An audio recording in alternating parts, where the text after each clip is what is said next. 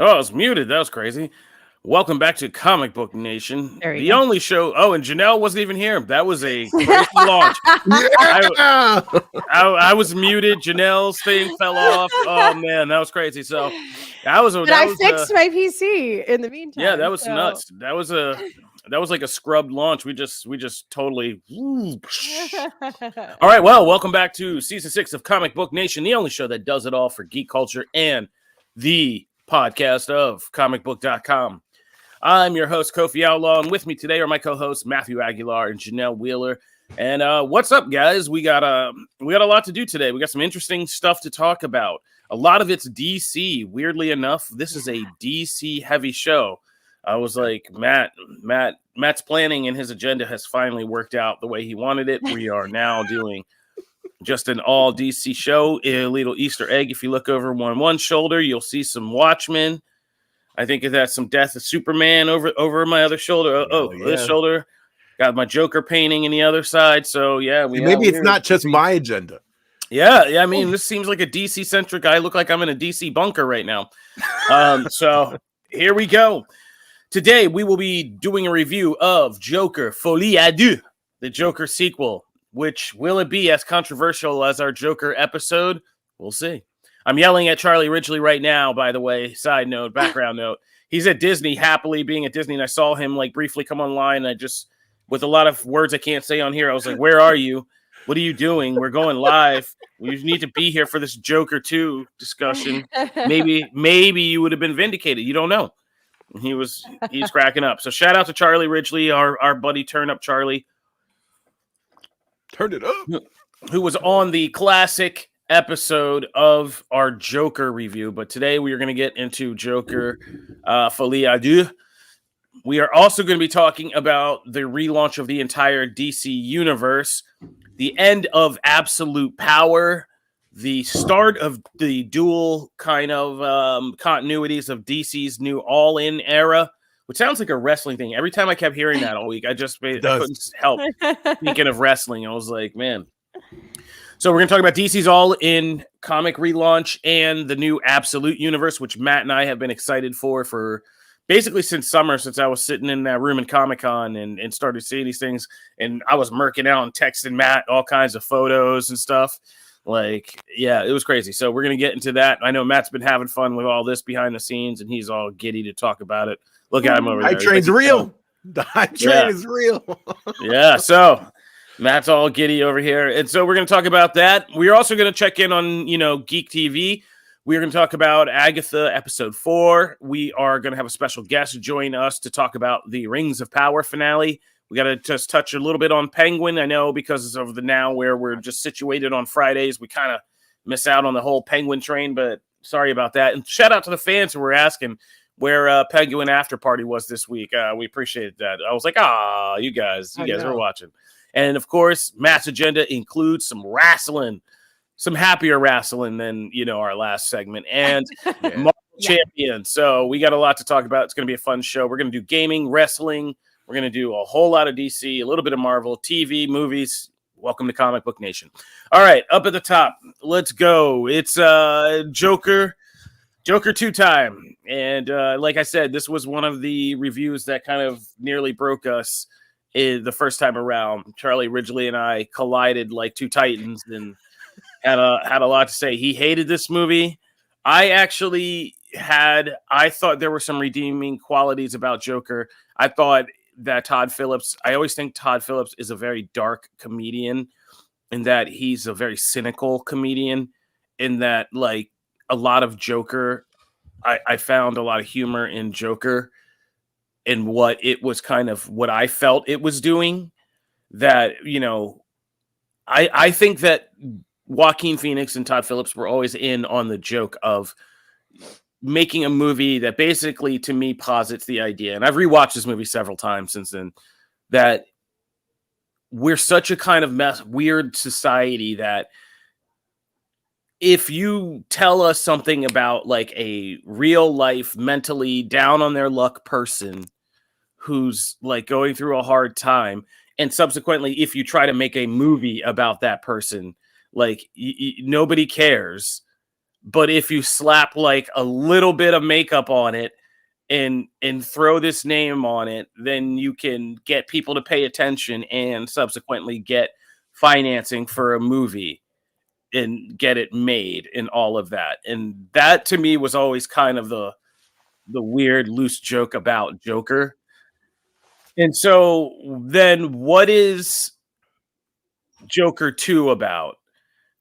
And I think Joker 2 really does hammer home my idea, a lot of what I felt Joker 1 was doing, but in a reactionary sense. To me, and I might be alone, and I haven't taken a big swing like this in a while, so welcome to my island.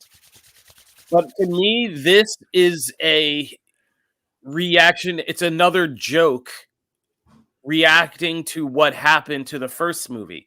Like, I think of all people, Joaquin Phoenix and Todd Phillips are like, oh my God, like when they won Oscars, made $1 billion, it kind of proved their point. It was just like, we slapped the barest coat of Joker paint on this, and suddenly now we're winning Oscars.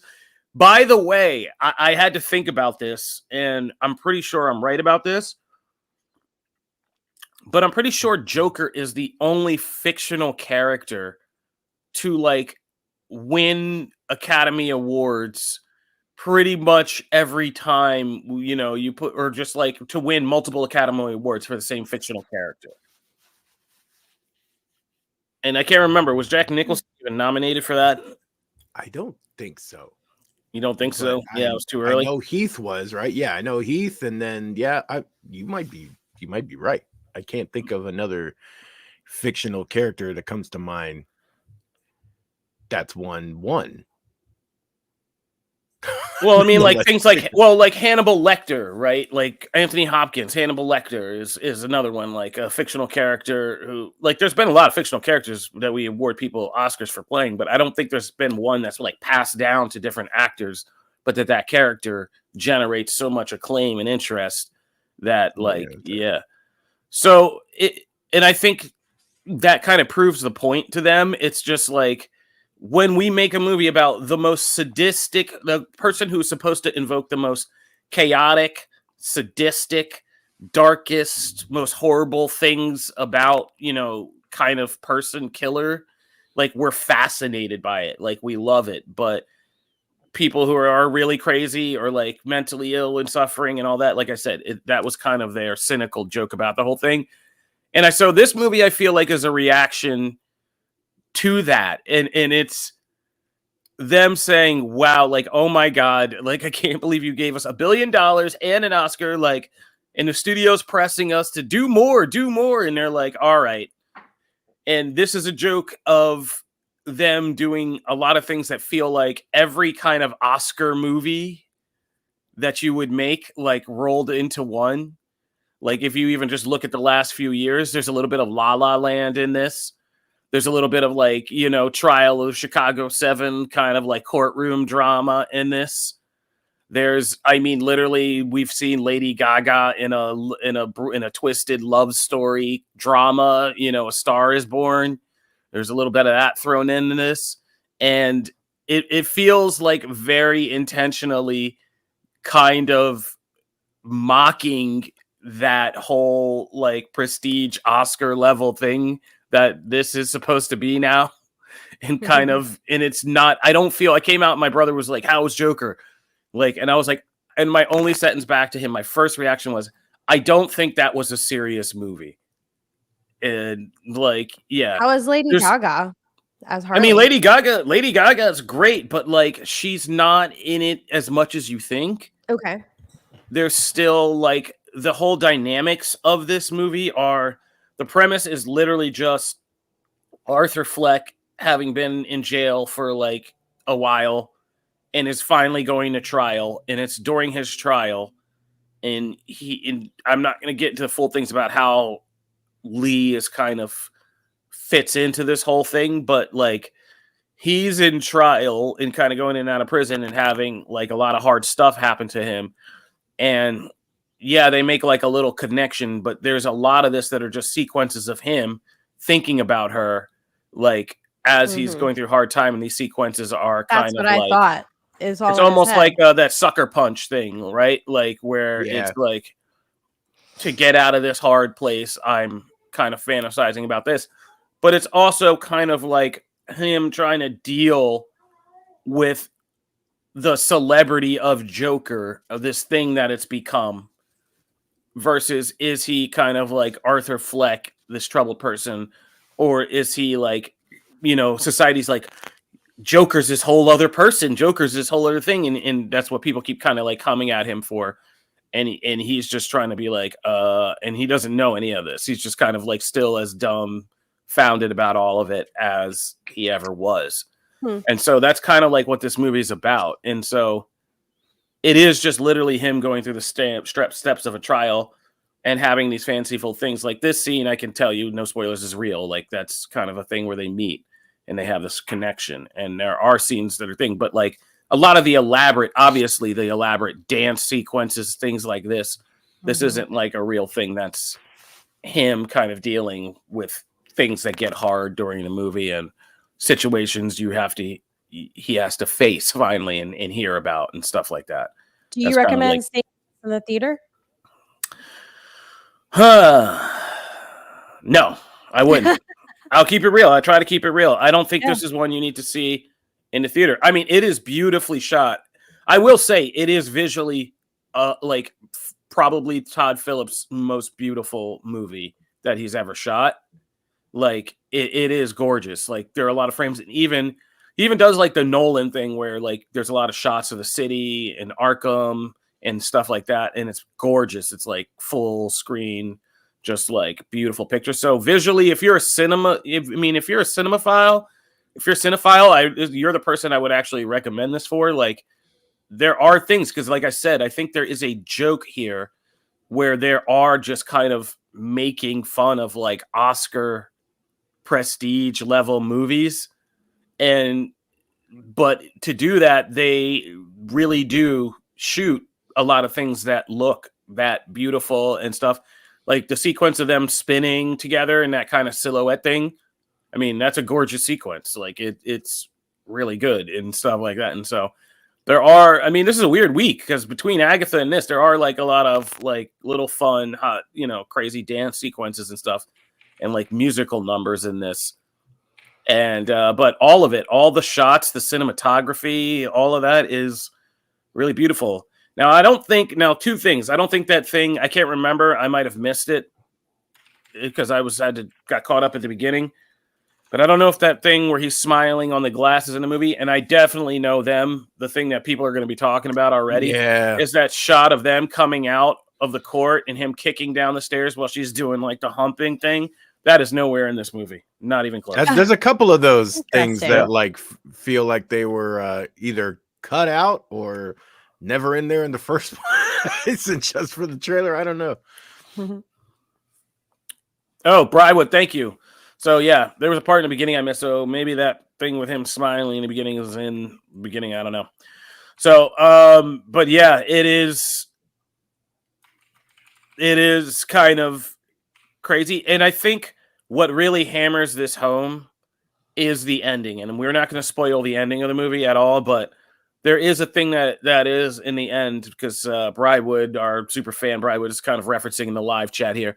Yeah, the way this thing ends, it's kind of like it does make a profound statement about what this is all about and kind of like what Phillips and Phoenix kind of the punchline to their joke, which is still, I think, the point that we are kind of a twisted society that if we dress all these horrible things up in a coat of paint in a character like the Joker, everybody's like, ooh, yeah, oh, this is art, this is awesome, like, let's do it. But if you just try to give you a human version of that, the real kind of troubled people, the real kind of thing, then everybody's like, nobody cares about this. And so, like, I think that this will be the end of this Joker series, I predict. Like, we don't have to worry about a Joker trilogy or anything like that. But, yeah, this one is interesting. This is one of the weirder kind of, like, sequel ideas. it is everything we all were saying when we heard about it. Then we heard the premise about it, and then we were just like seeing it, and we were like, oh, like, yeah, does it need to exist? No. And I think even the filmmakers know that it doesn't need to exist. I think the filmmakers know that it's crazy that a studio probably came to them like drug pushers on the side and we're like, you got more of that Joker? You got more of that Joker? Come on, we made $1 billion. I know you got more of that Joker. That's a good do you think this one will make what do you think this one makes? Oh, because I don't think mouth has been so much more divisive in a different way than the first one. I don't think this one will make $1 billion, but oddly enough, this one's much happier and kind of like nicer than the first one. Like there isn't as much carnage in murder. There's a lot more like dealing with that in the first film. They go to kind of like pretty good lengths. Like, and I'll just say like there are cameos and stuff that to make him deal with what happened in the first film. Like there's a lot of this in that courtroom that is forcing him to reconcile so that it isn't just like a murderous escapist fantasy. Like I don't think they like the reaction to Joker. You know what I'm saying? Yeah. Like I don't think they enjoy that. I think there's a lot of going to length to make him literally have scenes of people who were affected by him and saying like, this is what you did to me. Like this, I'm screwed up. Like this was messed up. And even bringing in like weird side characters, like the fathers of the guys on the train in the court, like screaming at him. You know what I mean? Like there are details like that. So it forces you to reconcile with the first film and like what happened and not letting you think, oh, this was cool. Like this was funny. Shooting 3 people on the train and running off is like, you're the man after that. There is kind of a weird deconstruction again, a deflation of building him up in that first film and then taking it back down in this one. But yeah, it's going to be interesting. And I think the whole conversation over this whole series is what we've said is going to be really interesting. And I think it is. I think, yeah, when you look at these two films together, and especially the ending of this second one, it's going to be very, very interesting to have a conversation about what was intended, how the world reacted, and what this second film was meant to be. Because this is the second time in recent memory I feel like I've seen an unserious film. The other one was Matrix Resurrections. I feel like that was a very unserious film too. I feel like Warner Brothers was going to do it, and Lana was like, all right, if you're going to just do this, you know what? If you're going to play this game, like, I'm just going to come and do this craziest thing I can think of to do, and here we go. Yeah. So it is very, very well shot, very beautiful. It is very much a musical and a courtroom drama and not like an actual Joker crime drama anymore. So just be prepared for that. But Joaquin Phoenix is still very good, and he's hilarious in this, as Brywood was saying. There's things he does just in the courtroom where he just like talks like Foghorn Leghorn for like entire scenes just to mess with people. Like it's there's some funniness to it. And Lady Gaga is really great as Lee. I mean, Lady Gaga is getting better and better on screen. So that's Joker, and I don't think this one's going to break society, guys. I think we're good, all right? I think it's just going to be a movie, and just maybe a movie that disappoints people and lets them down. The funniest thing in this for me, because like I said, I think this one is a deconstruction of Joker, is there is a scene in this that cuts right through the whole Joker Harley, imagery, and is almost a deeply kind of cruel punchline about like anybody out there who imagines themselves as Joker and being like a virile, a Joker, the image of Joker as like a virile, strapping man, ladies man who can like sweep Harley Quinn off her feet and is like sexy in that thing. This movie will make you think Joker is not sexy at all in a very funny way. And it's messed up. Todd Phillips is kind of messed up. All right, I'm done. We're done. Let's move on to something else, something happier. Other DC stuff, Matt. Yay! Yeah, but this one's good. Yeah. So I'm moving to this one. DC All In and Absolute Power both launched on the same day this week on Wednesday. So we got the Absolute Power finale, which, by the way, as opposed to Joker, we are going to be going into spoilers because that did happen on Wednesday, and we can't kind of talk about this without really getting into some of that spoilery stuff. Mhm. So we're going to be talking about spoilers for both Absolute Power and the DC All In special. So just FYI, if you haven't read those yet, go ahead and just pause and then come back after you read those. But Absolute Power, I know we all read it, and we all read DC All In, which, by the way, talking comics on the main show is pretty cool. I gotta say, it's awesome. So let's start with Absolute Power, because this one brings all of this to a head. We deal with things that were actually in the prologue, Ground Zero. We bring some of that stuff back. We do a lot of what we've been liking in Superman and some of the other titles, where a lot of those little meetings and characters mean something in the big finale. We get things that characters return, characters change. We get a big sweeping kind of epic as this thing plans out, and then we get a twist on the of course everyone knew that, hey, heroes are going to get their powers back, right? Because we'd already seen previews of things, and everyone knows, like, okay, you can't keep Superman depowered for super long. But I love that we threw a twist in there that we still have to now deal with moving forward. So there's a lot of things happening here. I'm going to get into the really nitty-gritty now. Essentially, they figure out the plan is to John Starr, which was in Ground Zero, if anyone read that, that they figure out how the Amazos are self-healing. And so it's through that hourglass technology that he helped create. And so they're able to get him into the facility and tweak that, and then set the timer back. So instead of setting it back to just an hour before and when they heal, they're able to break them all, and they're all linked together, all the Amazos. And so they're able to send essentially the time loop back to before they got the powers in the first place. And that sends all the energy out, all the powers that were absorbed back out. And the twist is that, yes, a lot of them go to the original owners, but some of them don't. And some of them start swapping. Some are just completely unaccounted for. So I love how we kind of set things right, but then we also move things in a fun direction where we can explore that over the next, months, a year, who knows how long they kind of played that out. So before we get into the all in of it, I just want to pause on Absolute Power for a minute. What did we think about the finale, kind of how we landed this plane?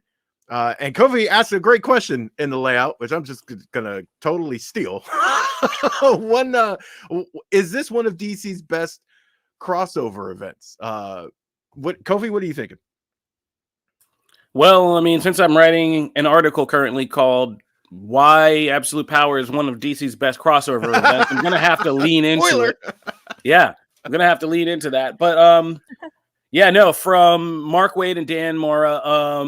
Dan Mora's storytelling in all four of these issues was just crazy epic. Some of the best I've seen in a long time. Mark Waid is, the man just knows how to do a crossover. It's insane. And after all these years, he's still killing it on that front. So yeah, this was quite a finale. Like you said, it brought in everything from the tie-ins. It brought in all the themes that were built up in those tie-ins, and kind of all the ideas that came together for the heroes to be able to kind of get their win in. And it was like one of the there was two finales this week, this and Rings of Power. I can't wait to talk about, because just the way they were staged, in just the kind of really edge of your seat cinematic way this comic was executed, cutting back and forth between scenes of everybody having to push and do these things to kind of get them over the hump, from Barry trying to figure out the console to all this stuff.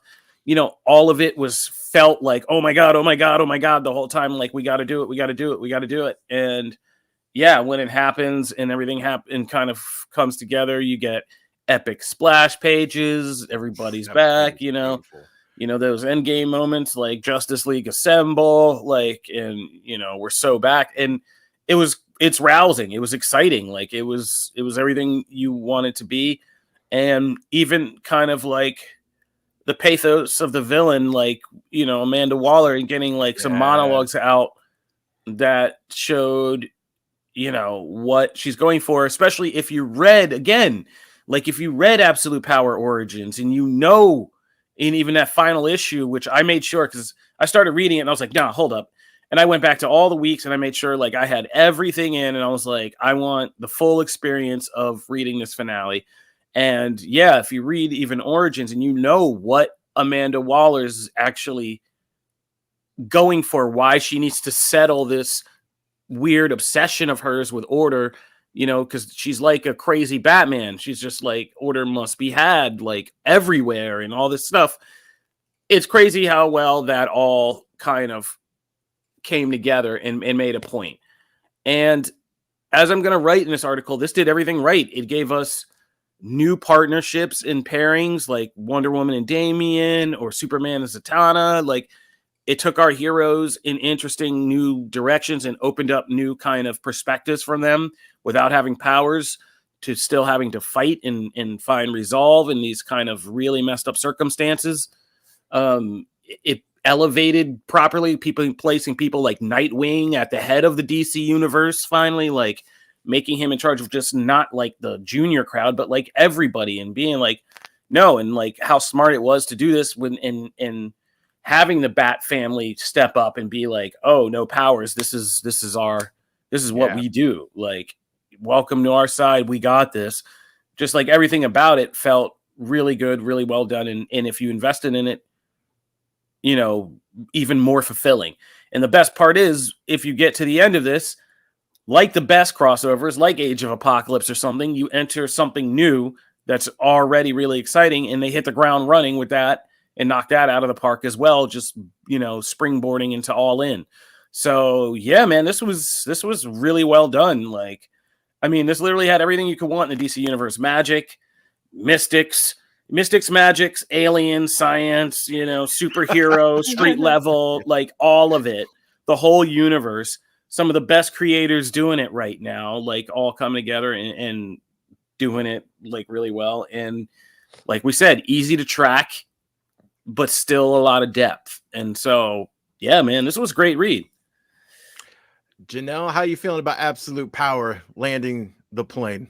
Dude, this was fantastic. I will say this. There were times where I didn't really know exactly everything that was going on. I didn't know every single hero that was like, you know, having a moment, or I didn't quite understand everything. And it's because I'm pretty sure I missed a few, like in the series, which is such a shame for me, because oh my gosh, this was a stellar conclusion. And it made me want to go back, and I had to choose.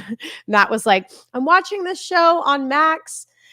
And I was like, I either have to choose, because I only have time to do one. I can either watch the show or like try to catch up on the comics and figure out what I missed. So I just went for the show. But I'm actually going to be going back and reading this entire series over, because why not? And they've convinced me, you know, like with I think I've done like maybe 4 books, maybe 5. I don't know. Whatever. It was, every single one was great. Like, I didn't really feel let down by anything, from the series. So I'm about it. I thought this conclusion was spectacular. Really cool. Yeah, no. I think I think we talked about it a little bit, even on probably a previous edition of Pull List, where all 3 of us were on reading episode part, because I know there were some tie-ins that you missed along the way. Yeah. And I think that speaks to the tie-ins of this event were executed about as perfect as, aside from like some scheduling hiccups, like right towards the end, where some stuff kind of skipped ahead and stuff moved. Aside from that, this was as well executed a kind of grand plan for an event as you can have, because almost all of the tie-ins had something relevant to add. We end up pulling from a lot of those into this finale. And I think when it's all when there's the omnibus that has everything, like just, hey, you want to read Absolute Power, you read from beginning to end, all the tie-ins and in chronological order. I think that will be phenomenal. Like I want that, because I think this event is one of the few that nailed it to the point of where, like, yeah, I want to read all of that. It all feels like it meant something. You know, even the small characters along the way, even the and I'm blanking on his name. I want to say it's Velocity, but I don't think that's the case. But even when, you know, he's gets his powers back and they make sure to show it, and then that leads to Nightwing saying like, oh, we recorded and broadcasted this. He's like a living Wi-Fi signal. And that reaches all the way back to when he lost his powers and he was like, I don't know how to like function. And Nightwing was kind of like took him under his wing a little bit and was like, you know, hey, we'll get you. We'll figure it out. We gotta do this though. And it ties all the way back to that. And now he got his powers back and he plays a huge part in it. Like there's all that little stuff. And yeah, I can't wait to see all this collected. But let's move into All In, because 52 days later, I love when they tie in the 52 stuff. 52 days later, we get DC All In. I just love it, man. I'm such a sucker for that kind of thing. So DC All In launches from the fallout. Oh, and we didn't even touch on what happens to Amanda Waller. There's so much to dissect here. There's a whole sequence where Amanda Waller gets her comeuppance by a now alive dreamer, and essentially can't remember all of the stuff that she's housed in her little vault of a brain for so long, and it's just on the tip of her tongue, and essentially Dreamer has locked it away just off. And so, you know, Amanda Waller's like, I'll get out of here, no problem, this will be whatever, I can blackmail whoever I want, but she can't remember any of the actual information. That's torture. That's brilliant. So we move into All In. And this one, for those who picked it up at the store, this was done in the flip book format. So if you read from one side, grenade! Oh, this was done in the flip book format. Alpha, Omega. Alpha was the heroes, superheroes kind of side of the story. And then the other side was Dark Side and what's happening there. And then they are actually weaving in and out together along the way a little bit, but then they collide into, you know, what's this kind of big battle between the heroes and Dark Side. Still showing different, you know, different artwork and things. It's still kind of staying in the same line. But then there's this kind of big collision right at the middle where Dan Mora does this just gorgeous splash page kind of going, hey, here's the launch point for the Absolute universe. And we're building from there, and Darkseid's plan and things like that. So that's kind of the broad view. So I guess getting into the nitty gritty, but I kind of, because Kofi said the grenade thing, I'm curious. Let's just pause there for a minute. What did you think of the flip book format? Did you not like it? Were you a fan? How you feeling? You know how if you ever had like a big SUV or a flatbed truck or something, and you have a dog and you try to go somewhere, and the poor dog goes in the back and just kind of like sliding around, trying to get its footing and slip sliding and all of that type of deal. Imagine my 43-year-old ass trying to handle a an iPad in flip book format. I don't want to tell you the amount of embarrassing times I sat there just spinning that thing like I was on the sidewalk selling used cards, like before I realized like I had to turn off the auto rotate and just flip that joint over and do it. Because the way the book works is like, you read it from one side and then you literally flip it over and read it the other way, like it's manga or something from the other way, but you had to flip it. So when you got it in a digital format, like you literally were just reading half the story and then you would flip to this page and everything was upside down. And I was like, oh my God, what is happening?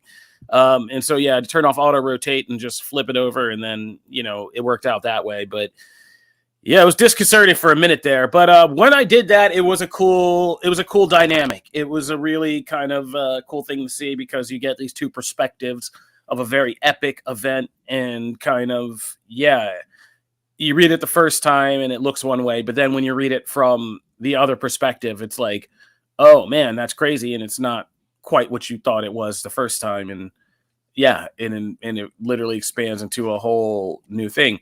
So DC gave us 2 universes for the price of, or 2 new kind of universe things for the price of one, which I dug. It is cool for people who, you know, go to the store. This is, I think Williamson even Joshua Williamson even mentioned it in one of our interviews, which you should go to Comic Book and read. By the way, you can read all of that stuff there at Comic Book. But saying that this was very much like a celebration too of the physical comic store experience, right? Like reading a flip book in hand is like the best way to read the story. Like there's just no, you know, getting around that of like, flip it over and read it, right? You know, so while I tend to also read most of my things digital at this point, and even, you know, play most things digitally, I don't own a lot of even physical games at this point, video game wise, but like this is one of those that I'm gonna go to the store, right? I'm gonna go get that because I want it. I just want it, have it in hand.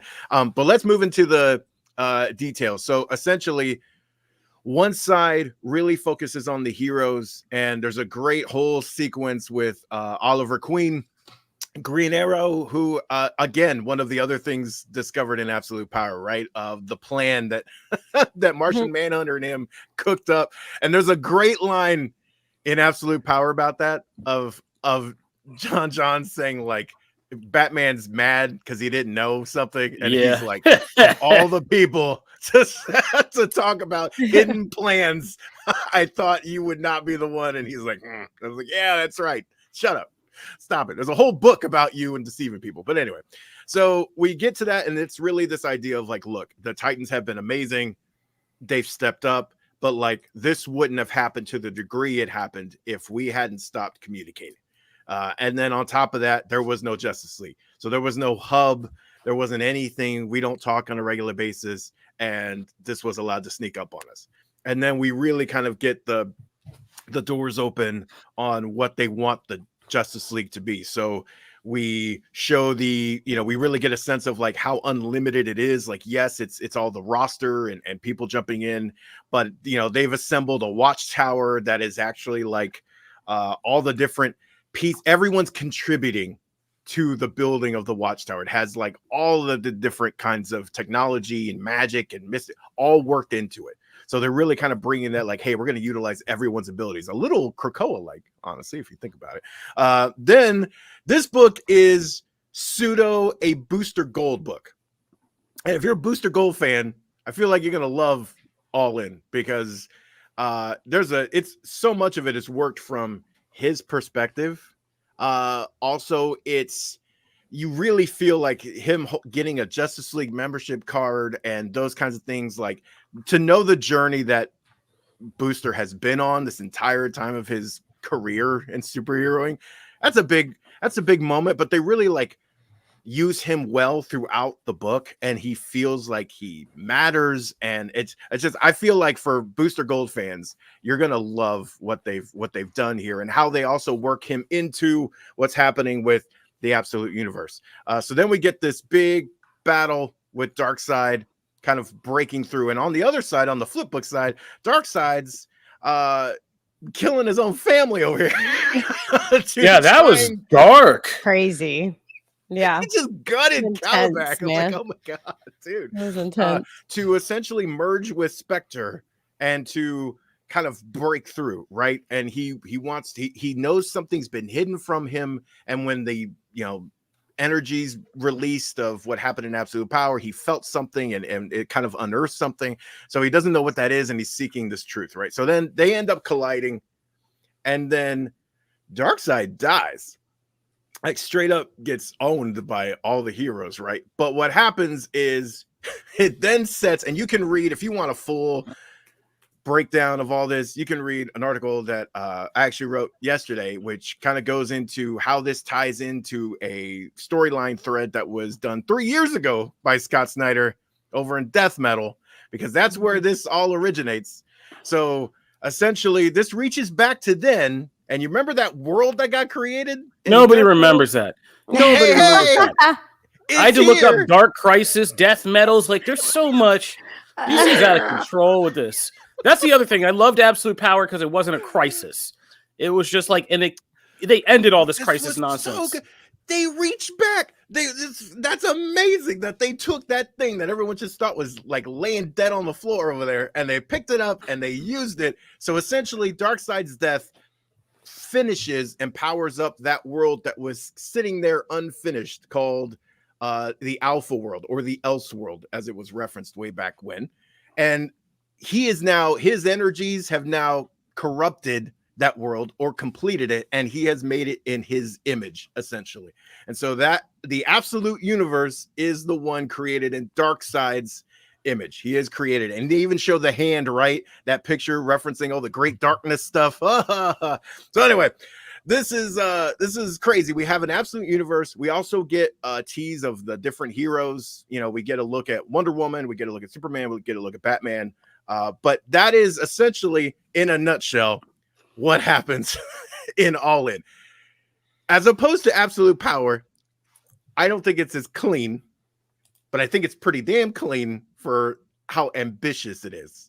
Janelle, I'm really curious. What did you think of All In? Because you're not as steeped in some of that stuff that goes back as like me and Kofi are. What did you think? Yeah, I know I'm not as steeped, but here's my grenade. I liked this better than Absolute Power. Oh Yeah, like big time. Like there you go. Like a lot. But there's time travel, which everyone knows I'm a big fan of. I am not familiar with Booster Gold, so now I am like a super fan. He is so endearing and like adorable in this. And I'm sure, like, is he kind of a douche normally? Oh yeah. So like they make that's what I assumed, but he's like actually adorable in this. And he's a trying lovable to yeah. yeah. And Yeah. I was like, dang, I really like Booster Gold. Like, this is my introduction to him. So I'm very excited about that going forward. I did not know that beautiful world reference, the bringing the world over from that other comic. Didn't need to completely understood what we were doing. Nobody remembers. Yeah, that. but that's okay. Everybody, DC Wiki had a great day yesterday. Okay, it didn't as bug everybody me, though, went and looked it up. Yeah, it didn't bug me at all. I was like all about it. And I feel like everything was clearly explained. Like I knew what was happening, and that makes me very happy. Yeah. All right. Yeah. I love this awesome. one. Yeah. Matt, you got anything to tease about? Because I mean, here, let's get to the real heat. Like, yeah, we're happy Justice League Unlimited's back. We're happy Booster Gold's back. You got any heat to tease about that DC universe? What DC? Or DC Absolute Universe. I was like, wait, did I miss something?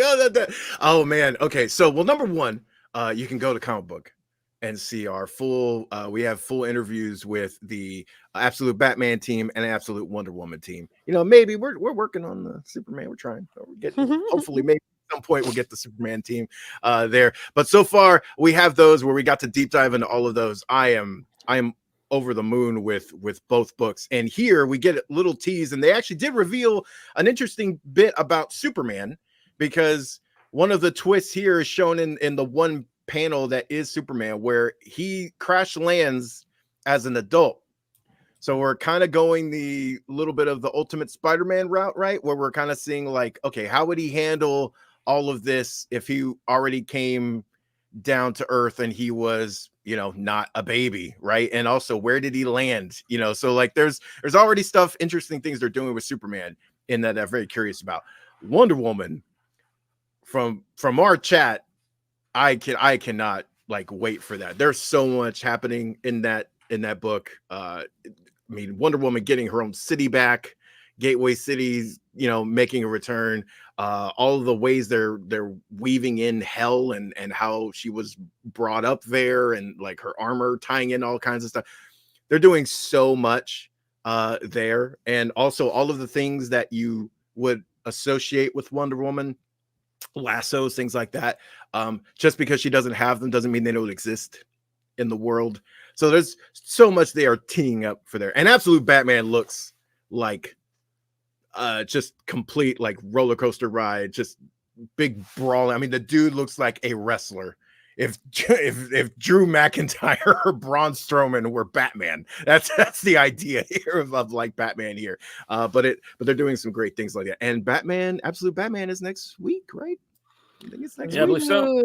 Yeah, I mean, So, I've been trying to like just keep low about this. So when like I read this issue and found out that this is like all from Darkseid's mind, I was like, okay, like that makes a whole lot of sense when you really put that in. Also, I don't know if you and Marvel are going to get into some kind of backstreet fight over their new Ultimate Universe and your Absolute Universe, because you guys are both stealing from each other. You guys are stealing from each other.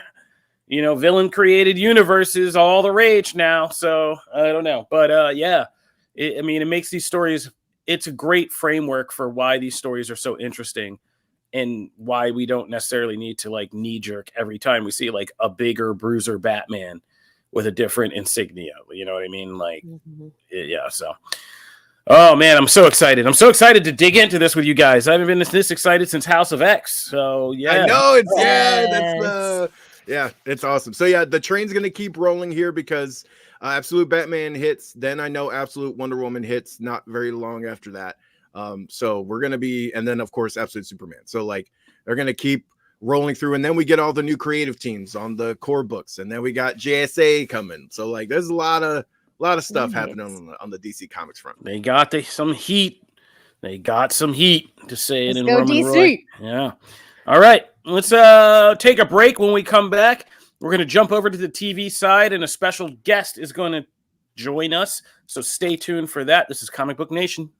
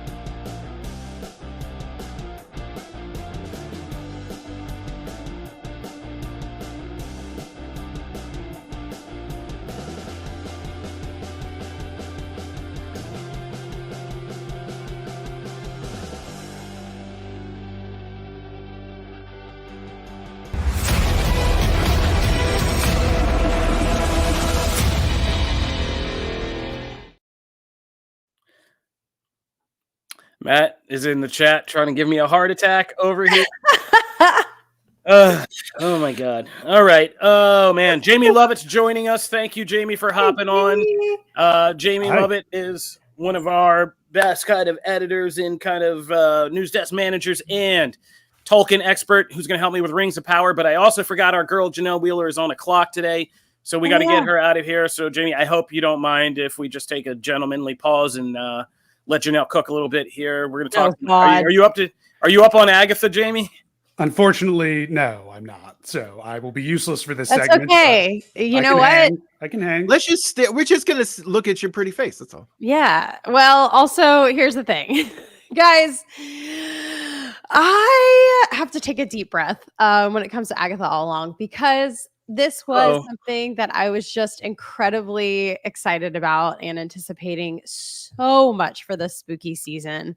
And I mean, I feel like, it's good enough, but it is not at the level of what I was hoping it would be at. So I'm sure. Oh, grenade! Here we go. I know. I'm actually so bummed about this. This is like, I look forward to Love is Blind more than this episode. I know. Wow. And that's terrible. Or like the Golden Bachelorette. Like, this is not. Which is great. exciting Brother, me. ugh. And it really makes me sad. I don't know. Here is another thing that I'm really gonna. Y'all are gonna think I'm insane. Who is this girl? I feel like they should have just dropped the whole series and not done weekly. I don't think it was strong enough to go weekly. I just don't. I can't believe I'm saying this. I know Matt's Wow. loading. But like it's just weak. I don't know what else to say. It feels weak.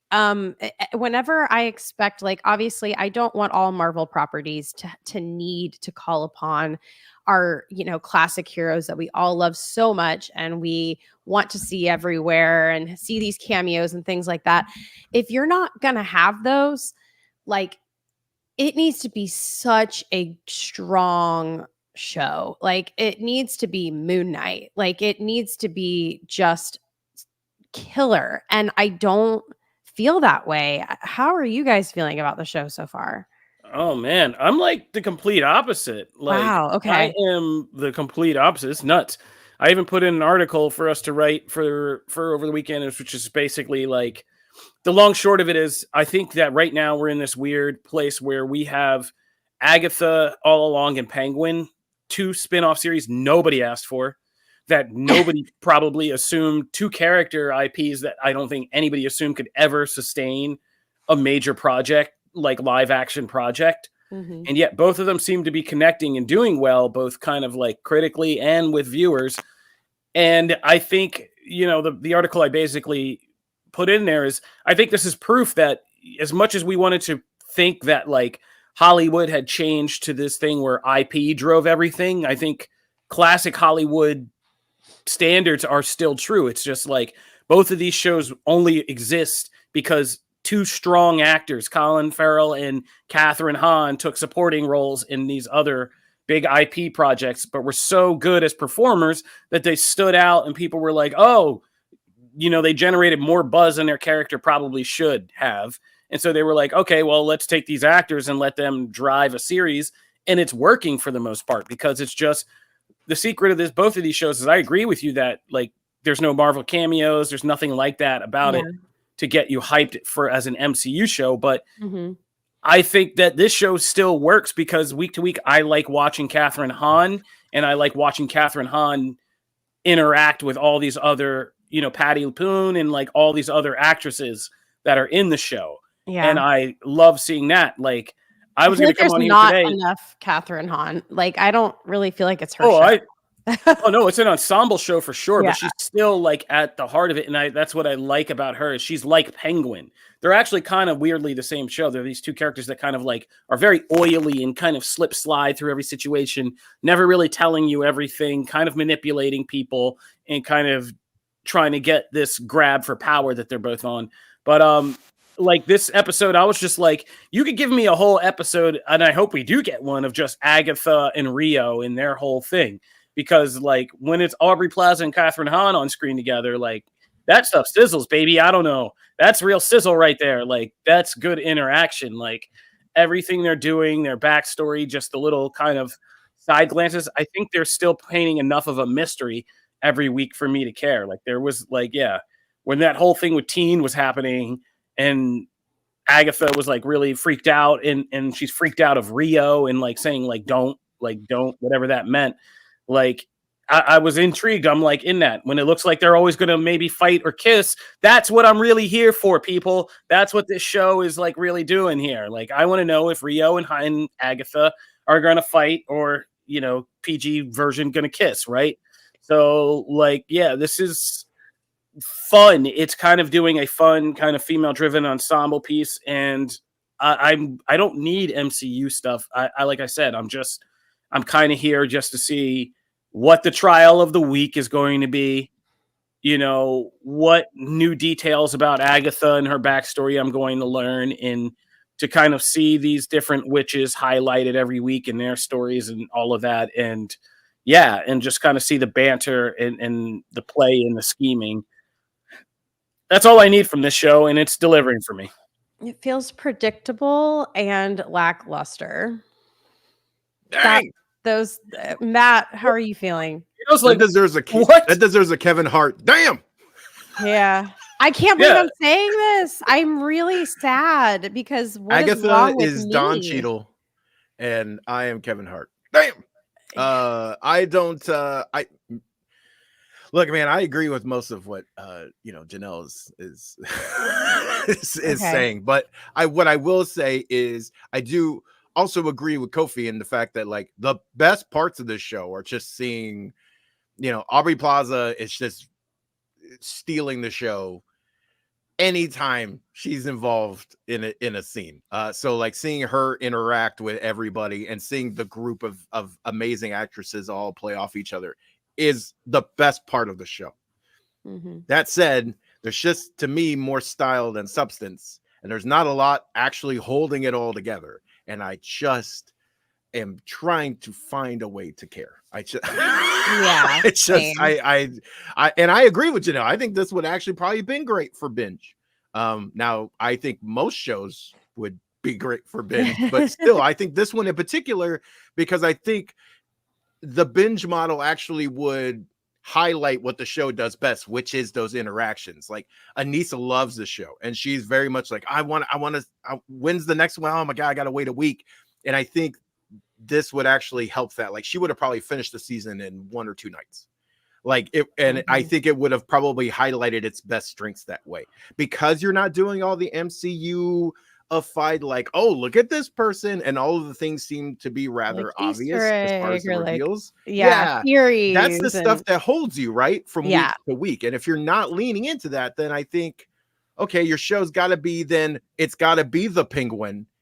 And I think from a quality standpoint of that, I don't think these two are close. Like they're doing some of the same things, but I don't think these are even in the same. Dude, I can't believe I like the Penguin more than Agatha, and not even like by a little margin, by a huge margin. Like Penguin is shining to me.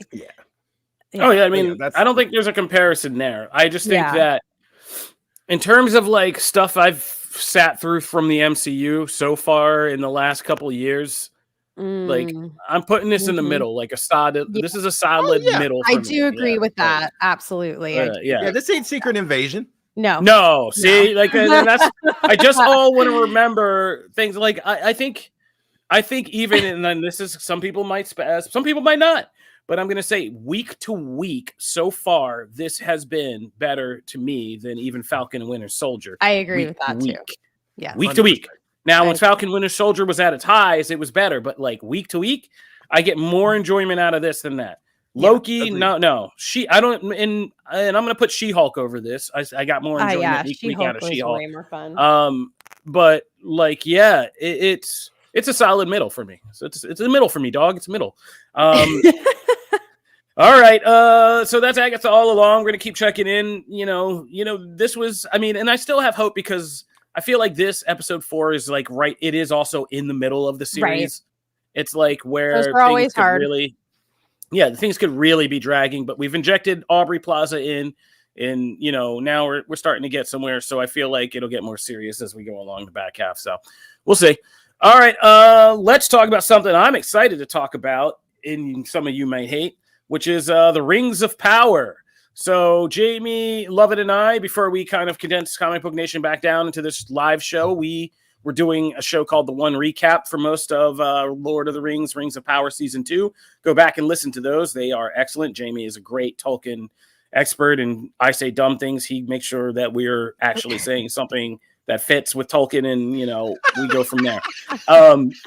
It's a great dynamic. So I am your shield. Thank you. Yeah, I mean, hey, I am the sword just stabbing out at everything, and you are the shield protecting us. Great job. We work together well. So we got to the finale this week, Fire and Shadow, and I'm not going to beat around the bush. Like, I got to say, this was probably one of my favorite pieces of Tolkien live action adaptation that I've seen. Like, I thought, and one of the best finales that I've seen, because finales can be so weak compared to penultimate episodes in so many series. But this finale was like a whole finale. It was extra long. It was a battle. It settled pretty much everything we needed to settle, even some of the kind of lingering pieces. And I found myself by the end getting like genuinely moved and emotional. I was like, oh, right. Like, this is why people have loved Tolkien for so many years. Because when it hits, and it hits on those kind of themes that like are really deep and universal to everybody, whether it's like, friendship and loyalty, or discovering purpose and, all of that, or having to face up through dark times and find courage, and, even in the common man and all that stuff, like it really does still kind of sing. And so I thought they did an excellent job bringing this season to a close and really setting up a third season that I feel like this was a jump over season 1, and season 3 will be a jump over season 2, because we're now settling into more familiar Lord of the Rings kind of tropes, imagery. We even settled a whole Gandalf thing. And like, it was, like I said, it was well done. And I was compelled pretty much every scene. I'm trying to think back through this finale, and it just kept going. And it was like one of that Vince McMahon meme, right? Like where I was just like, oh, by the end I was just like on the floor, and it was just really well done. But that was just me. I'm kind of going off. Jamie, like I said, let's talk to a Tolkien expert about how you felt about this one. No, I liked this a lot. I think that this show inevitably lives in the shadow of the Peter Jackson movies, right? And I think this is the first time it achieved the scale and sense of epic drama that those films managed to draw out of Tolkien's writing. If you are a purist who wants this to be exactly what Tolkien wrote, you're going to hate this. They make lots and lots of changes in order to condense the timeline and to provide drama in a way that makes sense on television.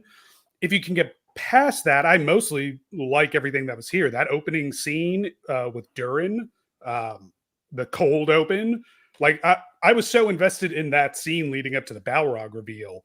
Like when they rolled the credits, I was like, "Oh man, the credits didn't even roll yet!" Like, wait, yeah, me too. I was like, "Wait, what?"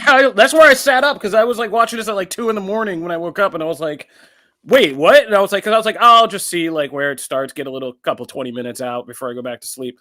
And then I was up for like I had to make myself. I was like, "You better turn this off, or you're gonna be stuck here all night and not sleep." But like, yeah, that was just like you said, the quote unquote cold open with King Durin and the Balrog. I was like, that's what I knew. I was locked in. I was like, oh man, we are really doing a lot. We're going to go through a lot in this episode. Yeah, I feel a lot of this has been made of how expensive the Rings of Power is to make. Like one of the, if not the most expensive shows ever. And people have complained that, like, I'm not sure where all that money is going. Like it certainly doesn't necessarily look cheap, but maybe not as expensive as they're claiming it is. But I think it all went to these last 2 episodes, because like the Balrog looked incredible. Now you see the money. The sense of like destruction around Eregion, like that was palpable. It all was, like it was immersive. It was just impressively crafted. That scene with the magic with we now know is Gandalf and the Dark Wizard, like that looked really cool. It all looked really cool, which has been kind of, something that was holding the show back early on, is it just wasn't hitting quite the visual splendor and grandeur that has been associated with the Lord of the Rings ever since it got turned into movies, and it did that here. If I had one complaint about it, is I have some issues with the depiction of Sauron, because I just don't like the idea of him getting his hands dirty that often. Like I think I DM'd you this, that he kind of comes off as like almost similar to Loki from the Marvel universe at times, which isn't, I don't think, quite right for him. But I do get why they're doing it. They want him to be able to interact with the other characters more. And like the interactions with him and Galadriel in this episode are incredible, even if it's a little off for my understanding of who the character is. Like Charlie Vickers and Morpeth Clark, like just killing it in those scenes. Like, yeah, I was gonna say, when you were talking about the budget and the look, I was like, there's a whole John Wick as action set piece on like Stonehenge where they're having an intricate sword fight across like Stonehenge in the woods, and it's like all of that was fantastic. all the choreography, like all the kind of movements of that and the look of it, like all of it was very immersive. And Aragon, when there's like early on when Elrond and the High King, like everybody looks dirty, the orcs look dirty, like everybody looks like they've been in siege for like a weeks at a time or whatever long it's been. Like, yeah, it was crazy good and action packed. And yeah, I get why they changed it, but like I also get why, because Sauron's a manipulator and all that, but we also know him as that big suit of armor just hacking the living crap out of entire armies in the opening, in that brief but famous opening of Fellowship of the Ring.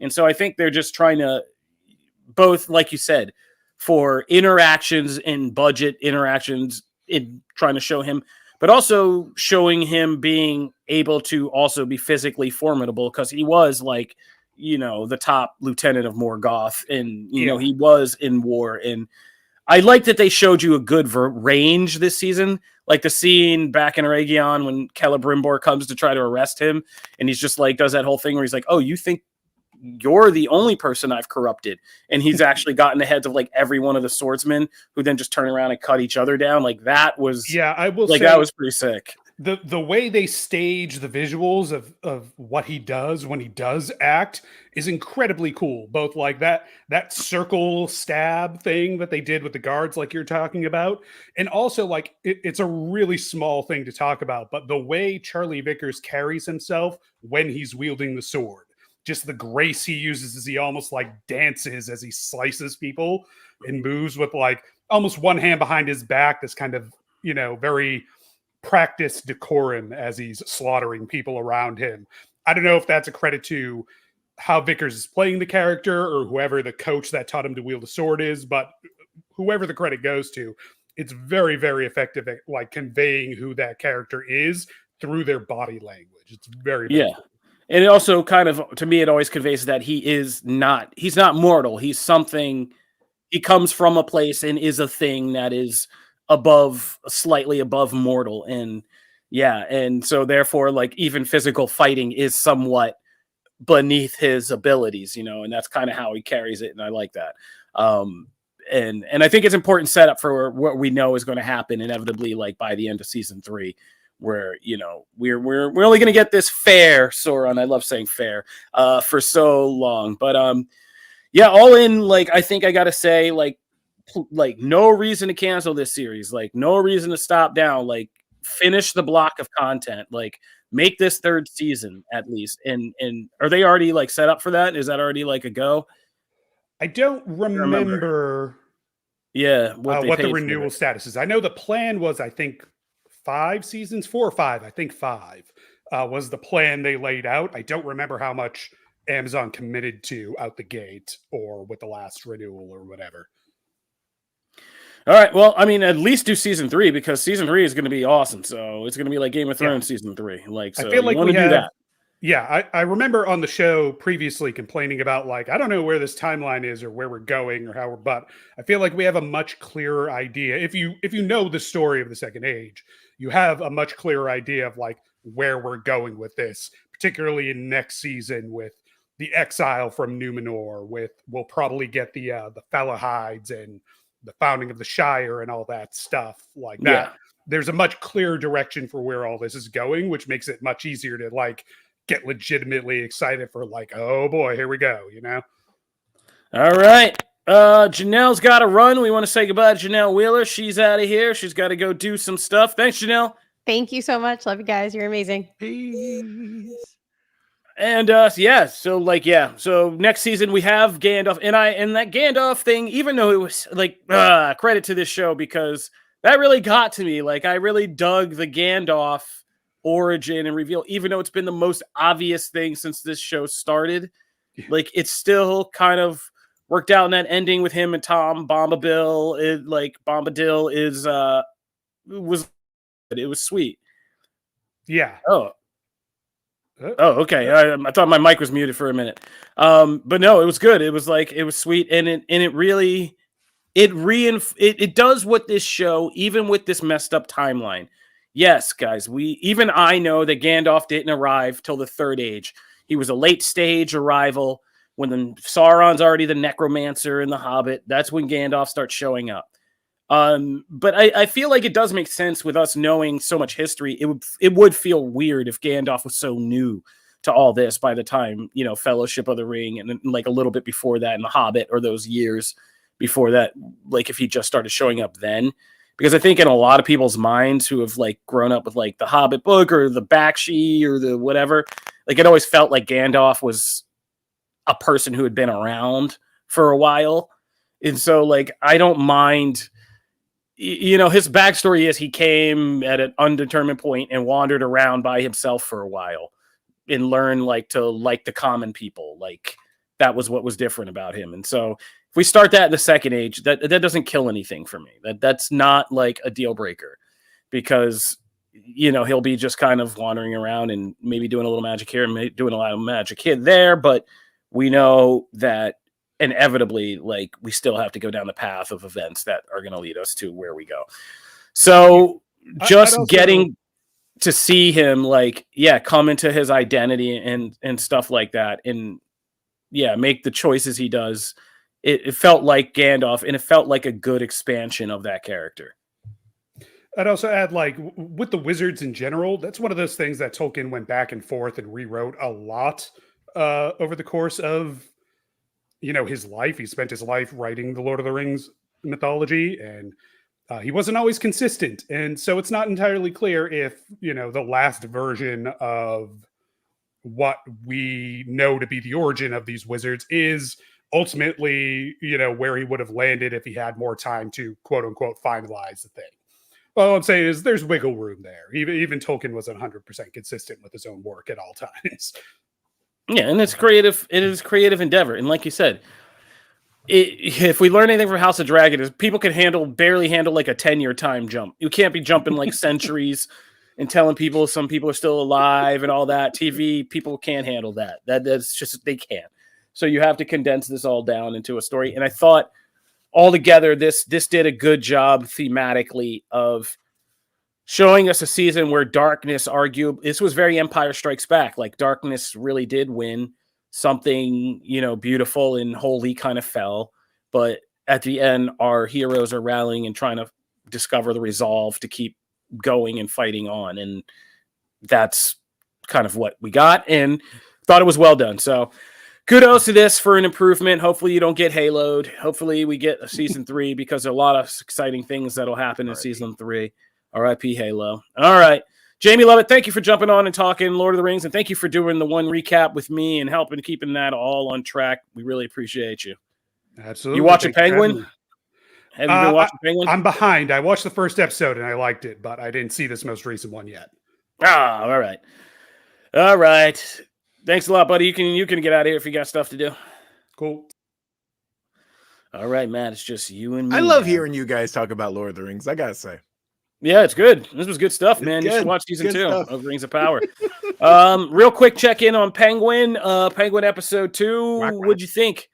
Inside Man. Yeah, this was the one where you see Oz. Like, this was a good episode of really highlighting who Oz is as a kind of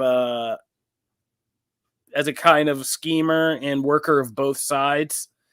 And yeah. It was also, we got a great action scene with that heist in the beginning. So good. Like, still one of my favorite new jokes now that I've heard. Hey, what's the difference between the mafia and the government? One of them's organized. Like, yeah, that's great. But yeah, dark kind of action sequence playing, you know, the kind of scheming and verbal scenes that we love of everybody playing chess with each other. Yeah, I mean, this show is just so much better than it ever had any right to be, just episodically and just kind of thematically, and showing us who Penguin is. You know, we got some fun teases, like who is this Julian Rush character who's doing kind of this red light special on Sophia Falcone. You know, are we getting a kind of Hugo Strange type deal in the Batman universe? There's a lot of threads here that I'm kind of really interested to see how they develop. Kristen Milioti is officially a breakout star. Fantastic. One of our most popular articles I did was because I was cracking up about this. was people, the Penguin official Twitter account responded to people who were saying, yeah, some dude posted like, I could fix her. And they were just like, good luck with that. And it was just, that was hilarious. Wendy's level response right there. But yeah, she's just a breakout star and just already. Yeah, the show is crazy good. And like this Batman universe, what it's doing for the Batman universe is just also can't be said enough. How it's fleshing out in between movies, this whole universe, and making us so much more immersed in it. And yeah, it's crazy. If you guys aren't watching Penguin, yeah. And you're going to get so, I feel like it's doing such a great job too for starting the hype train early for Batman 2, you know, like like to have this launching pad, I just think it's wonderful for that film. Cause I mean, it wasn't, you know, it was already going to have a lot of buzz anyway. It's a Batman movie and it's a sequel to a movie that a lot of people liked, but like this, I just think it sets the table so well. And I can't say enough. I also just love that action sequence because it is the most Penguin action sequence. I love how he bumbles his way through things. A lot of times there's nothing smooth about it. You know, he's rumbling and tumbling all over the place and he's trying to shoot and it's just so chaotic and nothing ever goes according to plan, right? He has this whole thing mapped out like, all right, I'm going to be here and here. And then like immediately it's like, nope, you're going to be in the car. He's like, damn it. That's what this whole episode is though. I mean, it's kind of a more distilled version of showing in quicker time, like what it showed in the first episode of like him up against it and having to think on his feet. And this is, like you said, this whole thing is a bumble. Like he is barely above water at any moment, but he just thinks so quickly. And like, it's crazy where this episode starts with his whole setup and heist going wrong to where it ends with him having Sophia Falcone come to him and be like, let's be pals and partners, is just so crazy. And it's also so toxic. Like he's such a toxic. Oh yeah. He's just so disgustingly toxic. Like he's just awful, like man. Telling stories. I mean, he bonds with her about telling her a story. I mean, the more like, and I even rewatched some of these episodes, like it's even better. Like he tells her a story about bonding with his mom, about, you know, and dancing with her to gain her confidence, then lies about his mom even being alive because he still doesn't trust her at the end, you know, oh, she passed a few where while trying to gain her confidence. So she doesn't know he killed her brother. Like, it's just, yep. Yeah, we're still dealing with. I love that. That's just such a thing of like, oh no, he killed her brother. It's right there, and it always too feels like, because like I think the above water thing is perfect description, because it just feels like everything. All it takes is like a push of a card. Like his whole thing is so delicate. Like the things he's building here, the webs he's constructing, one thing can just throw it all off the table. No matter all the things he's done to cover things up or move pieces around, like it can all still fall apart so easily. And so it's just watching him, you know, walk that tightrope is fantastic television. It is. Good. I can't wait. All right. Yeah, that's Penguin. We're going to check in every week and just kind of tell you how we're feeling. The rest of this show, Matt, the floor is yours, buddy. It is time for you to cook. I'm going to wait on, I wanted to talk about Gremlins, the Wild Batch, but I think I'm going to push that to next week so we can get Janelle, because I know Janelle watched some too, and I want to talk about that. But just as a FYI, Gremlins, the Wild Batch is now out on Max, and I find it delightful. I find it just delightful. It is the prequel series to the Gremlins. The cast is phenomenal. And so I think if you give it a shot, you'll enjoy it. I'm very curious to see what she thinks though, because it is in animation. I'm always curious what she thinks about animation. So I'll push that till next week. But yeah, let's start with moving over. We did fit some Marvel in. We got Agatha, and now we got Marvel Champions. So we got some Marvel into the DC centric mix today. I'm gonna start with Marvel Champions, a card game that I adore. And one of the things I teased, I think a little bit in episodes back, was that the Age of Apocalypse set was coming out. Age of Apocalypse is my favorite. I think I need to do a ranking at this point, because now we've had a couple of great events come in, and I probably need to do a reassessment of like best events of all time, but it would be hard for something that beat Age of Apocalypse at this point. And so this set introduces 2 new heroes, Bishop and Magic, and you are going through a full campaign or individual scenarios of this Age of Apocalypse. And what it does is actually kind of take some interesting turns. They have fun with the story a little bit. So there's some like time travel involved and things like that as you kind of make your way towards the end. But you are going to be taking on Apocalypse himself, the 4 Horsemen. One of my favorite things is actually one of the core villains in this set is Dark Beast, and it rules. He has a whole chapter that's essentially Dark Beast is the one that created this time machine, and he's kind of been orchestrating some things all along, very fitting with the original story, if you remember. But you end up like kind of diving back in time, trying to save Xavier from getting shot, and then there's things of like that goes wrong. So there's a bunch of kind of fun story things when you're playing through the full campaign, but the actual individual bosses themselves feel very different, feel very this is actually has some real difficulty here. Like the 4 Horsemen, you actually have to get all of them to 0 health before like any of them are defeated. Like it doesn't matter that you get 1 to 0 health or 2. If even one of them has 1 health left, like they can come back around, they can get healed, they can still hit you. Like there's all kinds of things like that. You're having to really think outside the box a little bit. Apocalypse can just soup himself up, and you actually face 2 versions of Apocalypse, one from the Age of Apocalypse present, and then one in Sabanur from the past. So there's just a bunch of stuff that are playing with the timeline there. And as far as the heroes go, I gotta say, coming into this, I did not think Bishop would be one of my favorite characters to play, but I gotta say, he is one of the most authentic feeling characters to play in this game. Like they really play up the whole, if he takes damage, he takes a bunch of damage, he absorbs it, and then you're able to like essentially go through your deck and try and find resource cards. And when you find those, he has upgrades that like let him heal based on that, or let him return fire based on that. So like once you get him all souped up, it really feels like you're playing Bishop. I mean, you're just taking a bunch of damage and then firing it right back, and then you're healing based off it, and then that means you can do more things through your turn. He is so fun to play. Magic's a little different. I still love her, but like she has a main location. She has Limbo.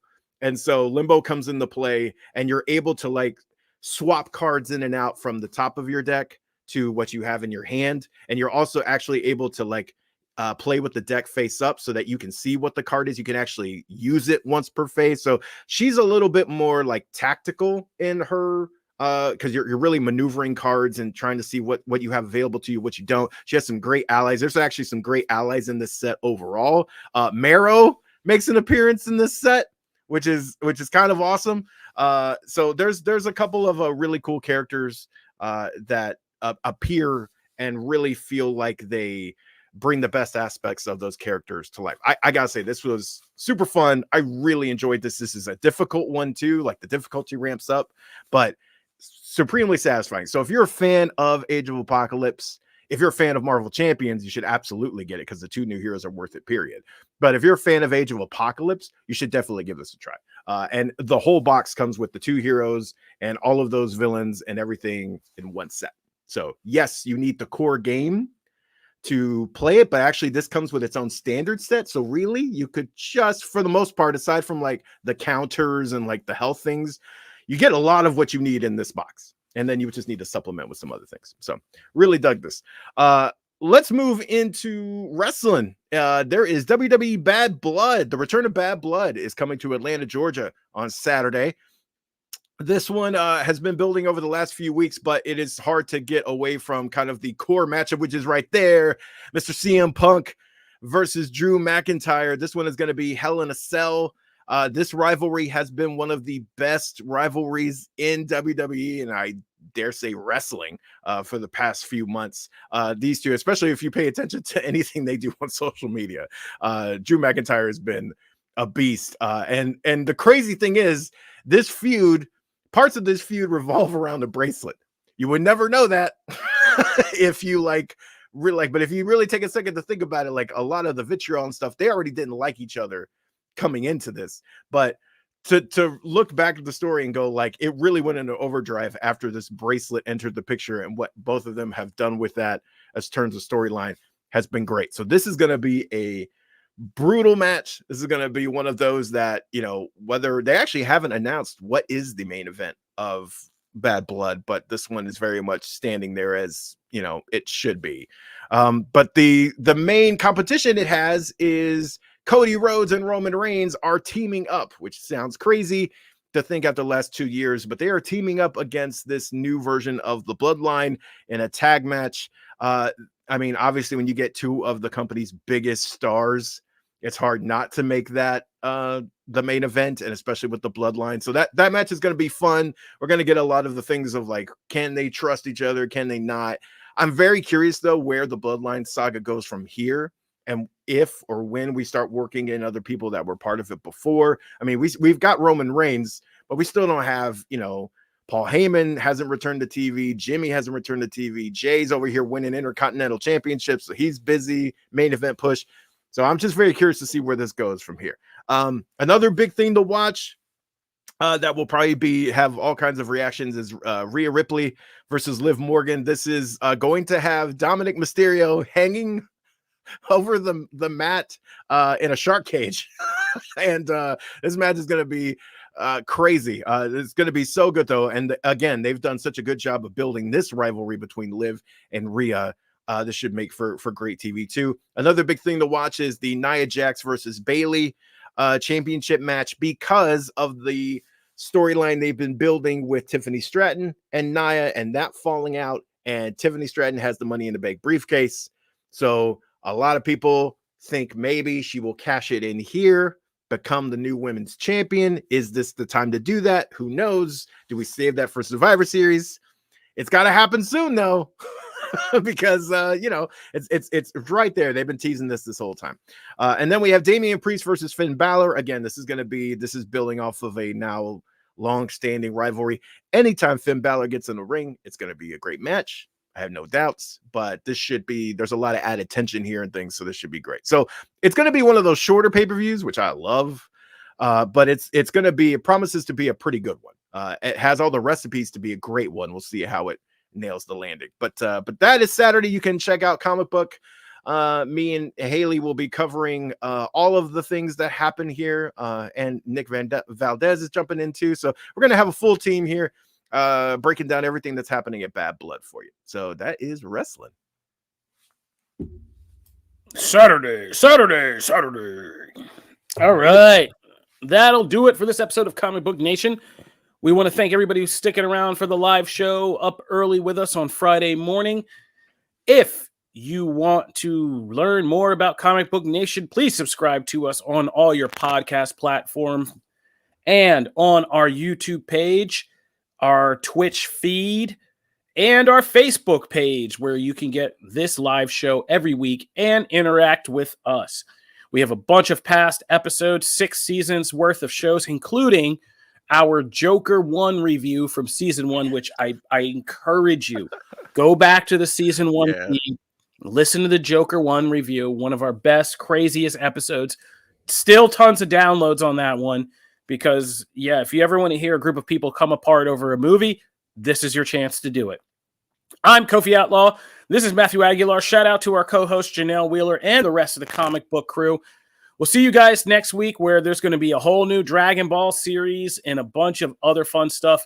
Things are going to be ramping up this fall. There's a lot of big releases, a lot of exciting things to talk about. Go read some comics. Go watch some shows. Go see a movie if you really want to. There's a bunch of stuff. Wild Robot, Transformers on the lighter side, Joker if you're so inclined. This is Comic Book Nation. We'll see you guys out there. Peace. This is